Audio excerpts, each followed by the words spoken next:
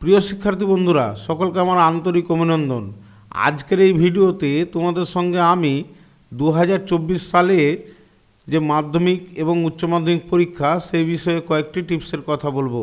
ভিডিওটি ভালো লাগলে লাইক, শেয়ার এবং চ্যানেলটি সাবস্ক্রাইব করবে এবং পাশে দেওয়া বেল আইকনটি ক্লিক করবে। আর কোনো কিছু জানার থাকলে অবশ্যই নিচের কমেন্ট বক্সে জানাবে। দেখো, তোমাদের সামনে মাধ্যমিক এবং উচ্চ মাধ্যমিক পরীক্ষার আর বেশি সময় নেই, মাসখানেক সময় আছে। এই সময়ের মধ্যেই তোমাদের পরীক্ষার প্রস্তুতি খুব ভালোভাবে নিতে হবে এবং প্রস্তুতিটা এমনভাবে নিতে হবে যাতে করে পরীক্ষাটা তোমরা ভালোভাবে দিতে পারো। এই পরীক্ষার প্রস্তুতি কিভাবে নিবে এই সম্পর্কে তোমাদের সামনে আমি কয়েকটা টিপসের কথা উল্লেখ করছি। টিপসগুলো ভালোভাবে ফলো করলে আশা করি তোমাদের পরীক্ষার রেজাল্ট ভালো হবে। প্রথমে তোমরা পরীক্ষার একটা রুটিন বানিয়ে নাও। পরীক্ষার রুটিনটা এই রকমভাবে বানালে খুব ভালো হবে। যেমন তোমাকে মোট 10 ঘন্টা মতো পড়তে হবে দৈনিক। এই এক মাসে মোট 10 ঘন্টা, ডেইলি 10 ঘন্টা করে পড়তে হবে। তাহলে কিভাবে রুটিনটা বানাবে? যেমন দেখো, রুটিনটা হতে পারে এই রকম যে সকাল 7টা থেকে বেলা 10টা পর্যন্ত 3 ঘন্টা, তারপরে 4টা থেকে বৈকাল 4টা থেকে রাত্রি 7টা পর্যন্ত বা সন্ধ্যা 7টা পর্যন্ত 3 ঘন্টা, এবং রাত্রি 8টা থেকে রাত্রি 12টা পর্যন্ত 4 ঘন্টা। টোটাল হচ্ছে 10 ঘন্টা। এই 10 ঘন্টা সময় প্রতিদিন তোমাদের পড়তেই হবে, নইলে কিন্তু রেজাল্ট ভালো করা যাবে না।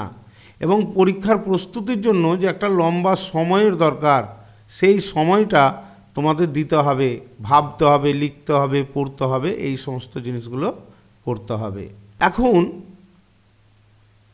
এই যে একটা অবসর সময় তোমরা পাচ্ছ বেলা 11টা থেকে 3টা পর্যন্ত, প্রায় 4 ঘন্টা। এই সময়টা মধ্যে তোমরা একটু রেস্ট নিয়ে নিতে পারো, একটু ঘুমিয়ে নিতে পারো। কারণ শরীরকে রেস্ট না দিলে রাত্রের পড়াটা ভালোভাবে হবে না, রাত্রি জাগতে পারবে না। এই কারণে তোমাদের অবশ্যই মনে রাখতে হবে যে এই সময়, অর্থাৎ বেলা 11টা থেকে 3টা পর্যন্ত সময় যেটা, সেই সময়টায় একটু ঘুমিয়ে নিতে হবে। দরকার হতে গেলে ঘুমিয়ে ঘুমিয়ে যে পড়াটি এর আগে করলে সেই পড়াগুলো একটু রিকল করে নিতে পারো, মেমোরাইজ করে নিতে পারো। এই কাজটা তোমাদের করতে হবে। দ্বিতীয় নম্বর যেটা হচ্ছে, সেটা এই 10 ঘন্টা সময়কে কীভাবে তোমরা পড়াশোনার কাজে লাগাবে বা পরীক্ষার প্রস্তুতির কাজে লাগাবে। এই পরীক্ষার প্রস্তুতির কাজে 10 ঘন্টা টাইমটাকে এই রকমভাবে লাগাতে পারো তোমরা। সময়টাকে ভাগ করে নাও।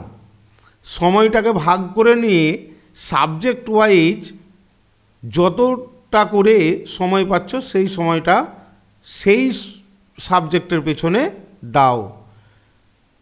প্রস্তুতির কাজে এই রকমভাবে যদি সাবজেক্ট ওয়াইজ পড়াশোনা করো বা প্রস্তুতি নাও, তাহলে আশা করি রেজাল্ট ভালোই হবে।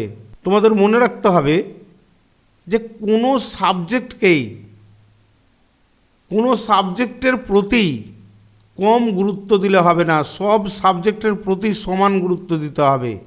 কারণ সব সাবজেক্টের প্রতি যদি সমান গুরুত্ব দাও, তাহলে দেখবে যে রেজাল্ট ভালো হতে বাধ্য। আরেকটা কথা, তোমাদের মধ্যে অনেকেই মোবাইল এডিক্টেড। এই মোবাইলটা এই পরীক্ষার সময় চলাকালীন, অর্থাৎ পরীক্ষার প্রস্তুতি নেওয়াকালীন তোমাদের একটু অফ করে রাখতে হবে, অর্থাৎ মোবাইল থেকে একটু দূরে সরে থাকতে হবে। নইলে মোবাইলের প্রতি যদি আগের মতোই এডিকশন থাকে, তাহলে কিন্তু রেজাল্টটা ভালো করা যাবে না। সুতরাং রেজাল্ট ভালো করতে হলে এই কটা দিন তোমাদের কাছে আমার একটা রিকোয়েস্ট থাকলো যে তোমরা মোবাইলটা কয়েকদিনের জন্য ব্যবহার খুব কম করবে।